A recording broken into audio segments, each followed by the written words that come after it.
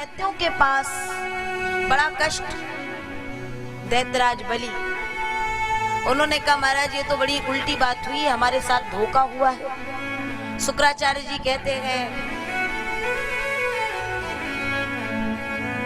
चिंता ना करो बलि, जगत में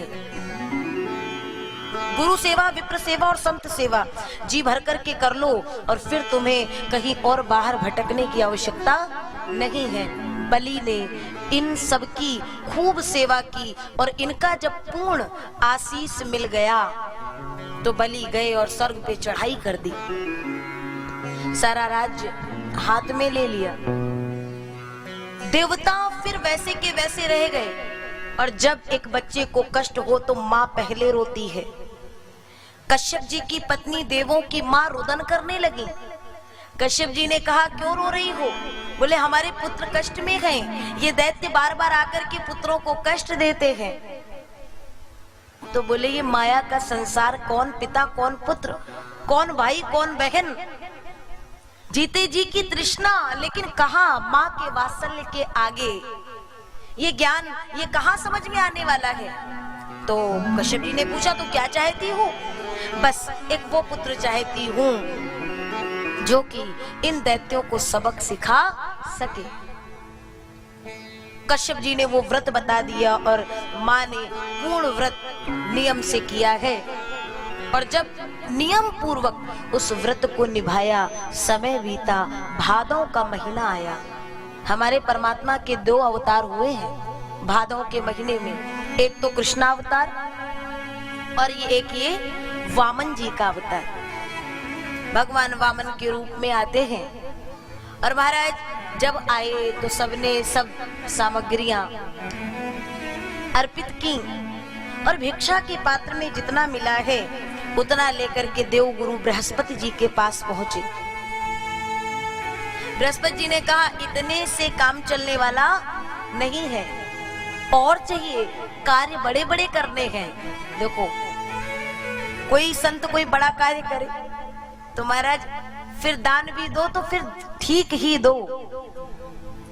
एक जगह कथा हुई, हमारे यहाँ दानी खूब अद्भुत अद्भुत हुए। ये दानियों की कथा हम कल बताएंगे, आज कथा के प्रसंग बहुत हैं और अगर भक्त कहीं बीच से कोई उठे तो हमारा भाव डिस्टर्ब हो जाता है, इसलिए दानियों की कथा हम कल बताएंगे कि दानी हमारे यहाँ कैसे कैसे अद्भुत हुए।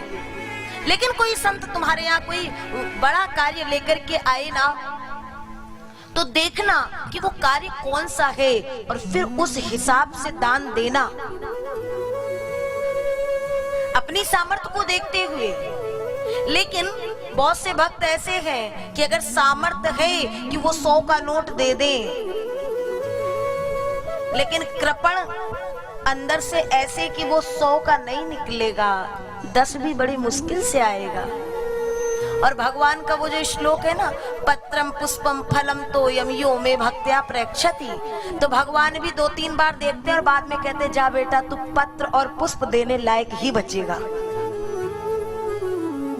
लेकिन आज बलि बहुत बड़ा यज्ञ कर रहे हैं और भगवान गुरुदेव बृहस्पति का इशारा पाते ही और बलि के द्वार पर पहुंच गए। देखो किसी यज्ञ में, किसी अनुष्ठान में, किसी सच्चे ब्राह्मण संत का मध्य में आगमन हो जाए तो समझ लेना आपका अनुष्ठान पूरा हो गया।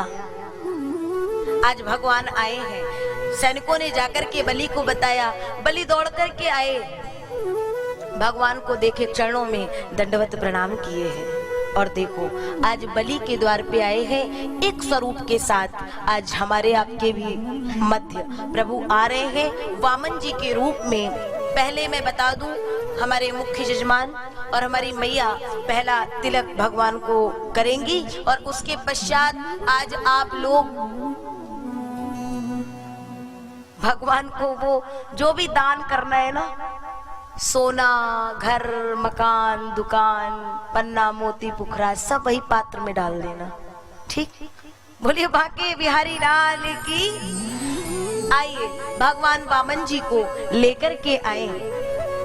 उस समय भगवान आए तो बलि ने चरण पखारे, बलि ने पूजन किया है और आज भगवान आएंगे तो हम सब भगवान का पूजन करेंगे। बोलिए वामन नारायण भगवान की। ए तेरे द्वार खड़ा भगवान भगत भर दे रे जोली। तेरे द्वार खड़ा भगवान भगत भर दे रे जोली। ओ भगत भर दे रे जोली। भगवान उधर आपके पास आते जाएंगे, आइए भगवान के उधर क्या होता है वो भी सुने। बलि आए और बड़े प्रेम से स्वागत करते हैं। स्वागतम ते नमस्तुभ्यं ब्रह्मन् किम करवाणि वहा। हे ब्रह्मन, मैं आपका यहाँ स्वागत करता हूँ। आज मेरे यज्ञशाला के इस पावन द्वार पर आप जैसे विप्र का आगमन हुआ, मेरा यज्ञ मानो पूर्ण हो गया। मैं आपकी क्या सेवा कर सकता हूँ? भगवान कुछ कह नहीं रहे हैं। शुक्राचार्य जी ने कहा, लगता है माला चल रही है। अच्छा, तो माला जल्दी से पूरी हुई और नेत्रों से गोमुखी को सुमिरनी को लगाए और माला रखे। आप ही है दैत्यराज बलि? हाँ प्रभु, मैं ही हूँ। बहुत नाम सुना है आपका। आपके पिता विरोचन, आपके दादा, आपके परदादा तो महान बलशाली और दादा तो महान भगवत भक्त। बलि ने कहा, आप तो नेक से हो, जरा से हो, और बात कर रहे हो दादा परदादाओं की, तो उन्हें देखा है क्या? बोले बिल्कुल नहीं। हमने तो अपने बड़ों से उनके यश, कीर्ति, वैभव, उनकी भक्ति, क्योंकि दादा है प्रहलाद, जिनकी भक्ति की गाथा आज भी गाई जा रही है, और परदादा हिरण्यकश्यप, कोई कम नहीं है शक्ति में, बल में। तो सुन सुन करके आपके पास आया हूँ। जैसे भी आए महाराज, बड़ी कृपा की। अब मैं आपके लिए क्या सेवा कर सकता हूँ ये बताइए। नहीं, आपका दर्शन करना था कि कौन है जो इतने उच्च कुल से आ रहा है।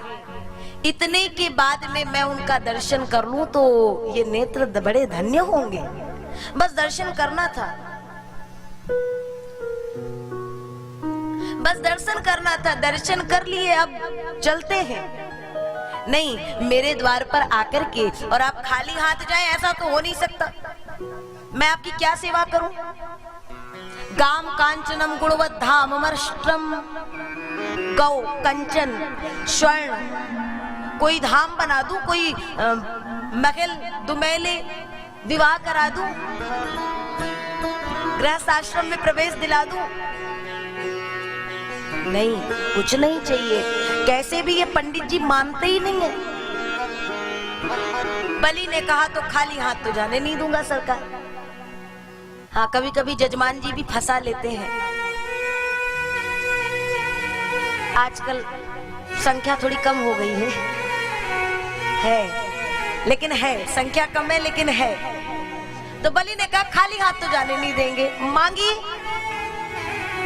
भगवान से जब बारंबार बलि कहने लगे तो भगवान ने इतना ही कहा, अगर देना चाहते हो तो पदानि त्रीण दैत्येन्द्र सम्मितानि पदा ममा। मेरे पग से नाप करके 3 पग भूमि का दान मुझे दे दो। बलि ने कहा, मान गए। आप रहे बामन के बामन ही, ठीक तरह से मांगना भी नहीं आता है। जितना स्थान आप मांग रहे हो, आप तो जरा से हो, और जितना 3 पग भूमि आपने मांगी है, आपका ठीक तरह से आसन भी नहीं पड़ पाएगा महाराज। कुछ और मांगिए। मैं इतना सा दान दे करके और अपनी यश, अपनी कीर्ति और अपने वैभव को कुछ गिराना नहीं चाहूंगा। कुछ और मांगिए। बलि, इतना देना है तो दो, नहीं तो मैं चला। शुक्राचार्य समझ गए और बलि को ले गए भीतर और कहते हैं, ए बलि, ऐसे वैरोच ने साक्षात भगवान विष्णु रव्या कश्यपादितिर्जातो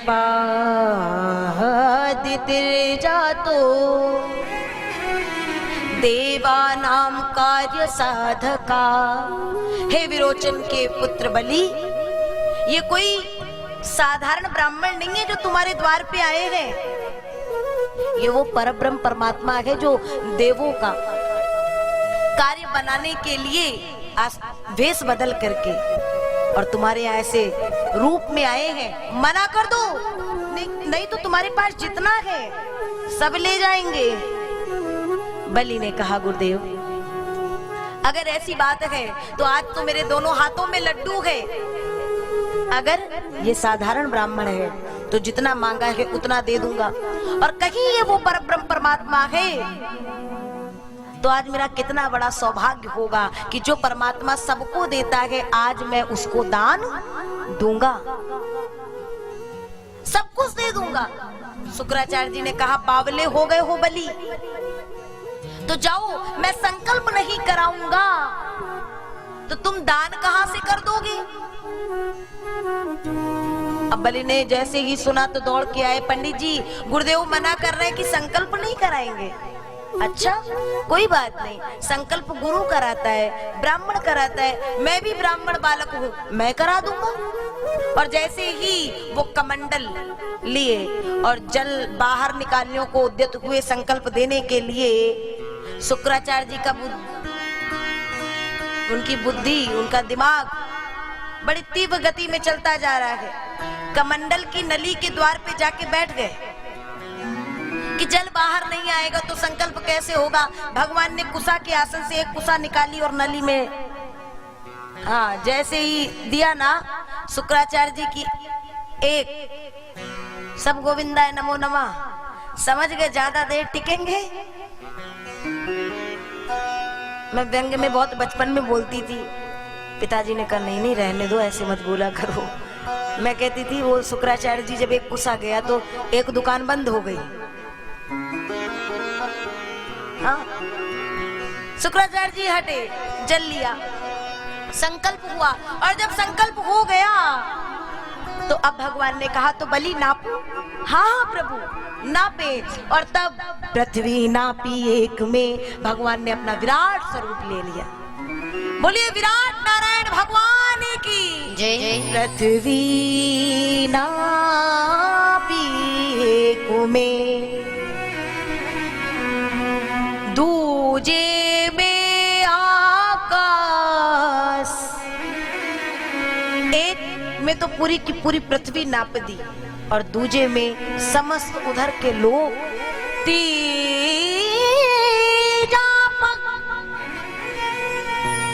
अब कहाँ रखे हे सारे असुर निराश। तीजा पग कहाँ रखे? त्रिलोकी का साम्राज्य जितना तुम्हारे पास था वो सब तो 2 पग में नाप लिया गया। बलि धड़ाम से चरणों में गिरा। दान बड़ा होता है कि दान देने वाला? तो देने वाला बड़ा होता है बलि, वो नहीं होगा तो दान कैसे होगा? तो ये देने वाला अपनी पत्नी और बच्चों सहित आपके श्री चरणों में समर्पित है। तीजा पग यहाँ रखिए मेरे शीश पे। भगवान ने तीजा चरण रख तो लिया, लेकिन कहा बलि मैं तेरा ऋणी हो गया। सब कुछ लेने के बाद अब मैं तुझे सब कुछ देना चाहता हूँ, क्या दे दूं? बलि ने कहा प्रभु ये चरण किसी को नहीं मिलते हैं, ये चरण चल के मेरे पास आए भी मेरे मस्तक तक आ गए, जीवन तो बहुपार हो गया, अब क्या चाहूंगा? भगवान ने कहा सुतल लोक का राज्य दिया तुझे। बलि ने कहा तो प्रभु सुनो, जो मुझे सुतल लोक का राज्य दिया है तो मेरे राज्य के जिस द्वार द्वार से मैं गुजरूं उस द्वार द्वार पे तुम्हारा यूं ही इसी रूप में, इसी स्वरूप में दर्शन करना चाहता हूं। और पता है भगवान चौकीदार बन गए, भगवान वो द्वारपाल बन गए। बलि के द्वार पर एक छड़ी, सिर पर कुछ वस्त्र और कुछ वस्त्र धारण किए हुए भगवान।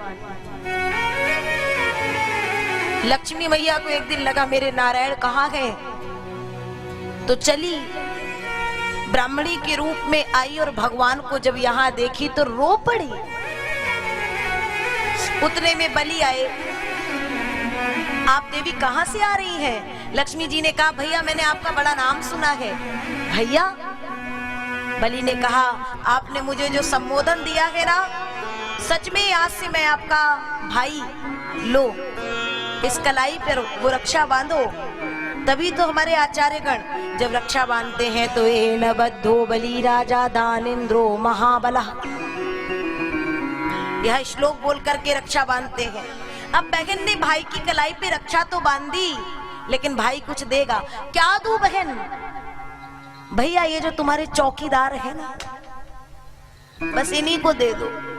तो ये आपके कुछ लगते हैं? ये पूर्व परिचित है? बोले ये हमारे कुछ नहीं, यही हमारे सब कुछ है। और इतना कह के मैया जैसे ही अपने रूप में आई ना, बलि ने कहा देखो माँ, एक दिन भगवान आए थे तो सब ले गए, लेकिन सदा के लिए मेरे हो गए। आज आप आई हैं तो थोड़ा कष्ट हो रहा है कि आप मेरे भगवान को मुझसे ले जा रही हैं। भगवान ने कहा बलि मैं जा तो रहा हूं, लेकिन सूक्ष्म रूप में ऐसे ही सतत तुम्हें मेरा दर्शन होता रहेगा। मैं कभी तुमसे दूर जाने वाला नहीं। ये वर दे दिया।